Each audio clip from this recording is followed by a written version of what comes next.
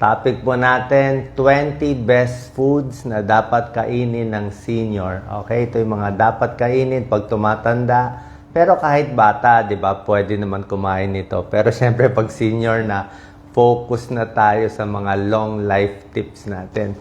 Nung isang araw, gumawa ko ng video yung mga bawal kainin. Ngayon naman yung mga dapat kainin. Ha? Okay, number 1. Pag senior na, number 1, dapat mas maraming isda ang kakainin. Okay? More fish ang kakainin, bawas na ng baboy, baka. Ang isda kasi may omega-3 fatty acids, maganda sa puso. Okay? Hindi lang puso maganda, sa cholesterol, pwede rin. At yung mga may palpitasyon, pwede rin.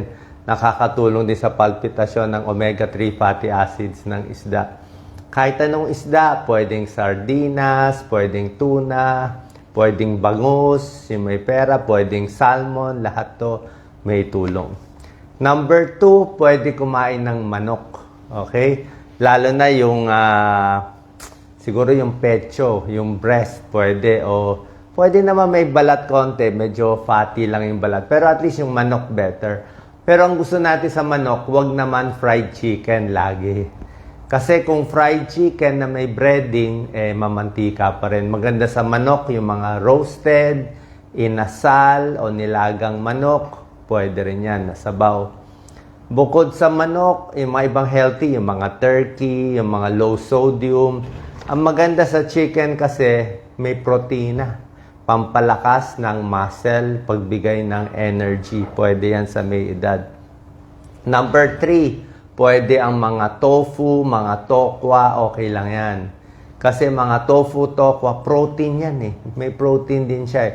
Imbis na puro baboy, baka kinakain, yung tokwa and tofu, yan ang mga veggie meat eh, protein replacement. Less fat pa yan. Number 4, magugustuhan nyo to, itlog. Okay, kahit senior, pwede itlog. Pero syempre sa itlog, mas gusto natin egg white. Okay? Ang mga doktor, basta may sakit sa katawan, may liver problem, egg white. Puro egg white ang binibigay. Bakit egg white? Mataas sa protein ng egg white. Okay? Tsaka ang itlog, actually pwede rin naman yung egg yolk eh. Kahit medyo mataas sa cholesterol. Ang recommended siguro hanggang 1 egg in a day pwede. Isang itlog sa isang araw. Kung bibilangin mo sa isang linggo, mga 7 itlog, 7 eggs in a week yan. Kahit may konting sakit sa puso, pwede na yan. 1 egg a day lang naman. Depende rin sa luto, imbis na fried egg, pwede rin naman hard-boiled egg. Di ba? Huwag lang yung medyo malasado. Ayaw natin yung pag malasado kasi baka mamaya may bacteria, may salmonella. Mas luto konti yung gitna. Pwede. So, itlog napakaganda. Mataas sa protina. Ang itlog may vitamin D. Vitamin D is as in dog. Bihira lang yung may vitamin D na pagkain. Meron ding choline. Ang choline para sa utak nasa itlog din. So, mura pa ang itlog, di ba? So, kompleto siya. Pag wala kayong pera, pambili ng mga mamahaling karne, itlog na lang pwede yan, pampalakas. Number 5, pwede kumain ng mani. Kasoy, peanut, walnut, almond, kasoy, lahat yan pwede. Basta yung mani, merong mga binibenta ngayon yung mga unsalted, yung walang asin, walang mantika, mani lang. Yun talaga maganda. Tapos, mga 30 grams lang, mga konti lang, isang dakot ng ganyang maliit lang. Pwede na yan for the day. Ang maganda sa mani, talagang concentrated siya. Punong-puno siya ng minerals, ng protein, marami siyang sustansya. Yung mani na walang asin, walang mantika, okay din yan sa puso, okay din sa cholesterol, pati sa diabetes, nakaka-prevent din yan. So maganda yan. Kahit buto ng kalabasa, maganda rin yung buto ng kalabasa, basta konti lang. Ang babantay lang natin sa mani, wag lang yung luma o baka yung sira na, kasi pag nainitan, ayaw natin. Meron kasing nagmo-molds nag-aamag, ayaw natin yun. Number 6, pwede nyo kainin strawberry. Sa mga prutas, sa Baguio, mura ang strawberry. Napakaganda ng strawberry kasi Ang strawberry and other berries, wala tayong ibang berries dito, yung mga blueberry, cranberry. Pero ang strawberry, anti-cancer siya. May anti-cancer property, may antioxidant ang strawberry, may fiber, may vitamin C, at mababa siya sa calories. Like sa Baguio, pag ang strawberry doon, hindi mo nalalagyan, matamis na siya. Yun talaga healthy. Number 7, pwede mo kainin ito, pampahaba ng buhay. Mansanas apple. Okay? Apple, very healthy. Kaya nga sinabi, an apple a day keeps the doctor away. Mansanas, bakit? Low calorie. Kung gusto mo ng pampapayat na prutas, mansanas. Para sa diabetes, mansanas din. Ang baba ng glycemic index ng mansanas. Pag gutom ka, magmansanas ka. Pag stress ka, amuyin mo lang yung apple. Apple smell, apple scent, pamparelax. Pag nagpa-panic attack, mag-amoy ng apple. Apple, nakakabusog. Isang apple, 100 calories din lang siya. So, maganda siya. Pears, pwede rin. Apple, tapos yung balat ng apple, hugasan lang maigi. Pwede mo kainin konti nung balat. Kasi nasa balat yung fiber, yung pectin. Good for digestion, anti-inflammation, good for the heart. Ang baba lang ng sugar niya. So, hindi ko sinasabi apple juice, ha? Apple juice, matamis na yon, may asukal na yun. Apple mismo. Diba? Actually, saging din pwede. Pero yung saging, wag lang masyadong marami. Mga 1 to 2 bananas lang. Tapos, wag din yung overripe. Wag din yung sobrang tamis. So, konti lang ang prutas kasi ng mga okay. Apple, pears, saging. Oranges, pwede rin. Yung mga natin, citrus fruits. Orange, dalandan, suha, lemon, calamansi. Kaya lang, pag ginawa mong calamansi juice, lalagyan pa sukal, matamis. Pero orange mismo, dalandan, pongkam, maganda yan. Vitamin C, super ganda. Bibili ka pa nga ng tablet ng vitamin C. Ito, kakain ka na lang ng orange, parang uminom ka na ng 1 tablet ng vitamin C. Ang taas ng vitamin C ng orange mismo, lalo na may pulp, yung balat, pag kinain mo, may fiber yon, maganda. Yung fiber ng mga prutas, pampababa ng cholesterol. High fiber, high potassium. Pinapawisan, di ba? Low potassium, deadly, nakamamatay. At yung apple, may polyphenol. Polyphenol sa apple, orange, marami din. Good for the skin, immune system, ang orange kasi vitamin C, di ba? Para hindi magkasakit, hindi magkasipon. Number 9, nakakalimutan nyo na prutas to, avocado. Avocado, fatty siya, pero healthy fats ang avocado. Meron siyang monounsaturated fats. Good fats siya, kaya fatty pero napakasarap. Para makain, siguro konting-konting asukal lang. Konting-konting matamis lang. Pero avocado mismo, maganda. Although high calorie siya. High calorie pero very healthy yan. Maganda sa puso, vitamin, minerals, good fats. Monounsaturated fat. Hindi ko sinabi itong mga pagkain only na lahat kakainin mo. Avocado siguro isang slice. Okay na yan. Number 10, ito ang dapat mong araw-arawin. Number 10, ito, pampahaba ng buhay. Itong number 10, green leafy vegetables. Lahat ng gulay, lahat ng talbos, 'di ba? Meron tayo. Marami kahit yung sa ampalaya, kangkong, spinach, 'di ba? Meron naman mga mura diyan, broccoli, pechay, pwede na pechay. O kung gusto mo spinach, may iba lettuce, pangmayaman, mga kale, 'di ba? So, lahat ng green leafy vegetable, nakita nila, pag kumain ka ng gulay, dapat sang araw 2 tasa. 2 tasa sa ordinaryong tao. Kung malaking tao ka, lalaki, 3 tasa. 3 tasang gulay every day. Huwag lang mamantika, huwag mo na lagyan ng maraming taba na sahog. Basta gulay lang. Lagyan mo bawang, kamatis, sibuyas. Okay na yon. So, green leafy vegetables, pampahaba ng buhay. Green leafy vegetables sa pag-aaral, bawas cancer. Halos lahat ng cancer nababawasan niya. Cancer sa bituka, cancer sa tiyan, cancer lahat. Kung marami kang bisyo, naninigarilyo, uminom ng alak, kumain ka maraming gulay, baka makontra konti. ang bad effects ng sigarilyo at alak. Green leafy vegetables, pampapayat. Busog ka pampapayat. At pampababa ng diabetes. Hindi ka magkaka-diabetes. Kasi ang green leafy vegetables, siya siguro ang number 1 na pagkain pang diabetes. Bakit siya number 1 sa diabetes? Ang mga gulay, pechay, ampalaya, ganyan. Pati okra. Diba sa diabetes, ampalaya and okra may tulong Ampalaya, may component siya na para din sa diabetes. May special component siya. So, bakit siya number 1 sa diabetes? Number 1 na magandang green leafy vegetables? Kasi mababa ang glycemic index niya. Glycemic index, ito yung number na nagsasabi gaano kabilis ma-absorb ang sugar sa katawan para tumaas yung blood sugar mo. So, pag ang glycemic index mo 100, sobra taas yan. Glycemic index mo 15, maganda yan. 50 sa gitna, balance lang yon. Ang gulay, ang pinakamababa, isa sa pinakamababa, 15 lang ang glycemic. So, kahit ang dami mo kainin gulay, hindi tataas blood sugar mo. Ang pampataas talaga yung mga kanin, soft drinks, tinapay, donut, yun talaga, shoot up ka agad. Number 11, broccoli, cauliflower. Oo, bakit mahal ang broccoli? Cauliflower, a little less, no? Ang tawag dito, cruciferous vegetables. Ang inaral ko dito sa broccoli, anti-cancer siya.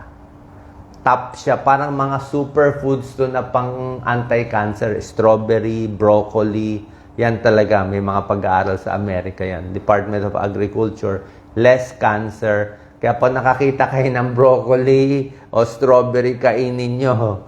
Kasi anti-cancer yan. Oo. Medyo mahal lang di ba? Fiber, vitamins, antioxidants. Number 12, magandang kainin sa senior. Actually, sa lahat ng tao to, hindi naman pang senior Pero sa senior kasi, dapat ito ka na kasi. Kasi gusto mo na mababuhay mo Pero pag teenager ka, gusto mo pa kumain, gusto mo pa magbara konti yung ugat mo, di pwede ka muna lahat ng gusto mong fast food. Pero kung bata ka pa, gusto mo na rin healthy, okay na to. Number 12, carrots. Ako nga, almost every day uminom ako carrot. Carrot juice, carrots. Bakit maganda ang carrots? Kita mo naman yung kulay ng carrots. Very orange. Ang ganda ng kulay ng carrots. May beta-carotene ang carrots para sa mata. Di ba? Bababa bad cholesterol mo. Di ba yung mga may cancer? Yung mga may cancer, carrots ng carrots Actually, pag may cancer na, medyo hindi na effective yung mga juicing natin. Pwede pa rin. Pero pinakamaganda tong mga juicing natin with carrot juice, apple carrot juice, yung wala pang cancer. Yung wala pang sakit. Bago pa umabot sa cancer, umiinom na nito o kumakain na nitong carrots, prutas, at strawberry para makaprevent siya sa breast cancer. Yung carrots binibigay. Number 13, pwede beans. Beans. Yung mga munggo, pwede yan. Diba? Munggo. Munggo, talbos ng ampalaya, napakaganda, healthy, mura pa. Diba? Pang mahirap na high fiber, high protein. Diba? Biro mo, beans lang may protein ka. Diba? Na hindi ka na kailangan kumain ng baboy, baka. So, vegetable protein, may vitamins. So, beans, munggo, pwede. Kahit may arthritis, wag matakot, 1 cup lang, pwede yan, beans. Number 14, sweet potato, kamote, di ba? Bakit natin sinasabi pag bagsak sa school kamote? Hindi, maganda ang kamote. Ang kamote, kita mo ang kulay niya, yellow, di ba? Minsan may pagka-orange ang kamote. Ang ginawa ng Diyos, basta makulay, masustansya. Makulay yung kamote, yung carrots, makulay. Pwede yan. May fiber, may vitamins. Maganda sa digestion, maganda sa baga ang kamote. Good for the lungs. Number 15, superfood din to, kamatis. Naku, kamatis. Sobrang health. Kamatis, di ba? Bakit? Antioxidant, lycopene. Di ba? Sa ketchup. Ang problema ko lang sa ketchup, ang problema sa ketchup kasi maalat Very salty. Kaya yung mga may kidney problem, bawal ang ketchup. Maalat siya, hindi mo lang alam. Ang daming salt, minsan pa may sweet blend, maraming sugar. Oh, pero healthy naman. Pero mas healthy yung kamatis mismo. Pag tomato sauce kasi nahaluan na ng mga dagdag. Pero yung kamatis mismo, lagyan mo ng konting mga sibuyas, lagyan mo konting asukal, konting patis. Konti-konti lang. Yan, favorite natin yung kamatis eh. Hindi pwede maraming patis. Kamatis para sa puso, lycopene, antioxidant, diba? Carrots, kamatis sa mata, maganda rin. Okay? Huwag kakalimutan to. Number 16, whole grain. Yung mga high fiber, mga oatmeal. Pampababa ng cholesterol, oatmeal. Brown rice, pwede naman white rice gusto mo. Wheat bread, pwede mo white bread. Minsan kasi hindi tayo sanay sa brown rice, wheat bread. Mais, konti-konti, pwede naman. Oo. Pero itong mga whole grain, brown rice, wheat bread, oatmeal, pwede sa cholesterol, pambababa ng diabetes. Yan, yung mga may tulong dyan. Number 17, low-fat milk. Kung gatas, low-fat na lang. Diba? Kasi healthy ang gatas eh. Pero kung takot ka tumaba, doon na tayo sa low-fat, lalo na pag senior na tayo. Iwas tayo sa gatas na maraming halo Yung maraming kasing gatas na flavored yung nilagyan na strawberry, ang daming asukal. Alanganin tayo doon. Number 18, yogurt. Okay? Yogurt, healthy, pero wag yung yogurt na maraming flavored yogurt, matatamis. Tingnan nyo rin, yung mga plain yogurt lang, yung medyo maasim-asim, yun na mas maganda. Number 19, tsaa. Lahat na inumin mo tsaa, green tea, herbal tea, chamomile tea, chrysanthemum tea. Tsaa, kita mo sa Japan, 'di ba? Puro tsaa, mainit. 'Di ba? Mainit na tsaa.